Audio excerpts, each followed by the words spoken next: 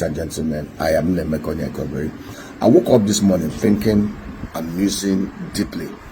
You know, there is something I've observed. I am not the kind of person that do blanket condemnation of people. Every human being will have done one or two things right. But of course, when you measure the overall scale, in the overall scale of what the person have done, good or bad, you know, you can now say, okay, the good surpasses the bad or the bad surpasses the good. There was something Rochas Okorocha did when he was governor. He got it right, but the intentions and the structures were not right. You know, and that is what I want to address. Rochas set up what he called the fourth tier of government. And the fourth tier of government, actually the town unions, the community leadership, you know, and he embarked on what he called, actually, you know, everybody to his level of vision and understanding, what he called a Koalanko. And the Koalanko vision was intended to revive the palm plantation, the culture of palm plantation development in Imo State. Imo has 205 electoral wards, and some of the wards have either 14 polling booths, 11 poll units, and all those stuff. So what Rochas did was simple, his own understanding, but the structure, the idea was good, but the structuring, the intentions, and the execution was terribly flawed. So what did Rochas do? Rochas embarked on providing over 1 million palm trees to those communities, gave them a Koalanko, and then there were people he called the world champions, he gave them 1 million, you know, and then the poll unit champions, 100,000. If you aggregate the monies he spent, was almost pursuing half a billion to 1 billion naira. If you go to Imo State now and those communities and ask them to show you where they planted those palm trees, you will see clearly discover that nothing came out of it. It was good thinking, but the structuring, the ideation was good, but the structuring, the execution was totally flawed. You know, and that brings me to question again. What is the role of local government chairmen? What are their roles? And how do the governors work closely with them and the town unions? You know, Anambra State is another example. When Peter Obi became governor of Anambra, Anambra was a beehive of, you know, criminality and all those stuff. What did Peter? Peter understood that, and I've always said this: security is indigenous. If you want to execute security very well, we need to involve the people.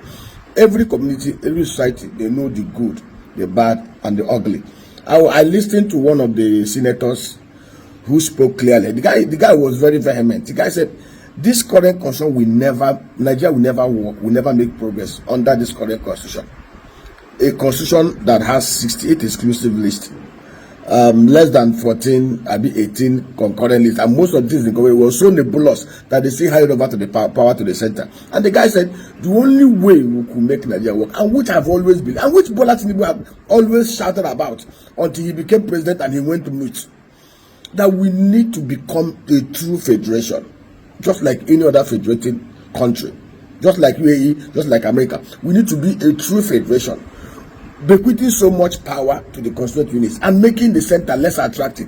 Abuja has no business collecting 52% of our federation revenue. It should be nothing less. It should be just 20%, just like we had in the First Republic, where the regions were so powerful, and you could see there was massive development in the regions. Everybody grew at their own pace, and there was less pressure at the center. Anyway, let me not deviate. You know, the ideation of Rochas was good, but the dynamics and execution. So Peter knew that to make security work, you need to empower the people, and he went to Innocent. Worked with the town unions. The town unions were the people that donated. They looked inward and they picked their sons who they knew are not many criminals. And they formed Anambra Vigilante. They donated. They were the ones that selected themselves. Peter did not select political cronies. He told the community town union people, select. He got Innocent to give each of them trucks, security trucks, and motorcycles. At that time, if you go to Anambra, every community had gates into their communities. They had walkie-talkie. They had everything. And in 6 months, they were able to, working with the army and police, they were able to dismantle the gangs and chase them away. Anambra under P2B was voted for 5 consecutive years by the Inspector General of Police, who is supposed to know better, Enotana, to be the most secure state in Nigeria, because the communities and town people were involved. Rochas had a good intention. But like, can I tell you something? And it was good intention, but the execution, like, it was flawed. Because one, Nigeria today, in 1965, Nigeria controlled 45% of the global palm oil market. Today, that market is over $100 billion size. Indonesia and Malaysia that came to the West Africa over 100 years ago to pick the seedlings. The palm tree wasn't indigenous to Indonesia and Malaysia. Today, they control it 5%. Nigeria is a place where if you eat palm fruit and throw it into the place, it will grow. So, and today, a country that used to control 45% of the global palm oil market does not even control up to 3%.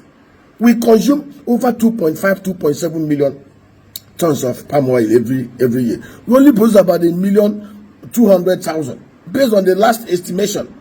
So, to be able to cover the domestic supply gap, we spend over 600 billion naira to 1 trillion naira importing palm oil. It doesn't make sense because palm oil is indigenous to us. So we know clearly that to cover the domestic supply gap, all we need to do is to plant 700,000 hectares of new palm plantations within the palm belt of Southwest, Southeast, and South and Middle Belt. And it will recover 120 to 130 million super terra palm trees, the hybrid. It will require us setting up 1,680 cottage factories that are integrated, that can be able to process palm oil, palm kernel cake, and preserve the palm oil meal effluent that can even be used. Indonesia is actually using it as one of the ingredients to produce some inputs for aviation fuel. They've actually banned the export. So we know what to do. Each of these 1,080 factories will have capacity to produce about 20,000 liters every day. And see, let me tell you, and these things involved nations, community, diaspora, private, public arrangement. So any right-thinking government, I don't know why our governors and local government chairmen are not thinking through this part. Thank God Alex Oti and his team in Abia are trying to resuscitate this Michael Okpara's vision. And it's very simple. All you need to do is to, if you want to drive palm oil or palm plantations, you go to the town unions. In Alibo today, mostly in Imo State, the Okigwe area, Okigwe zone, most lands are communally owned. In my own community, Amagi Hube, we have hundreds of hectares of land that are communally owned, already surveyed. All you need to just meet with the town union leadership as a governor, as a local government chairman. Tell them to provide their land. It's their land, you don't take it away from them. You survey it, help them. Local government, local government collects almost about $500 million every month as allocation. What do they do with these monies? So you can work with these communities. They will select 20 of their sons. First of all, as agro rangers, you train them. These agro parks are there. You provide them with industrial boreholes. 100 hectares of land will require about 5 to 10 solar-powered industrial boreholes. It will not cost much. You don't even need to use block wall to fence it. Use bamboo with castor to fence it round, with another money spinner. And then you do a farmhouse and a storage. And then get agronomists, well-trained agronomists, to come and train them. Then raise the nurseries and plant the palm trees and intercrop it with food crops like maize, like soya, like watermelon, like everything, the normal food thing. You can intercrop them with the palm within the first 3 years.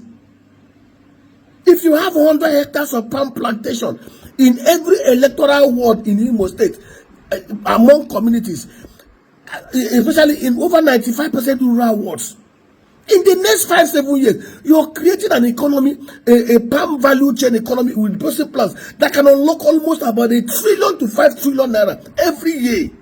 It's a no-brainer. Because you're providing sciences, you're providing mechanization, you're providing borehole, you're providing everything that makes it farming to become scientific and interesting and no longer drudgery. I don't want to go into this, but I see clearly. I see down here.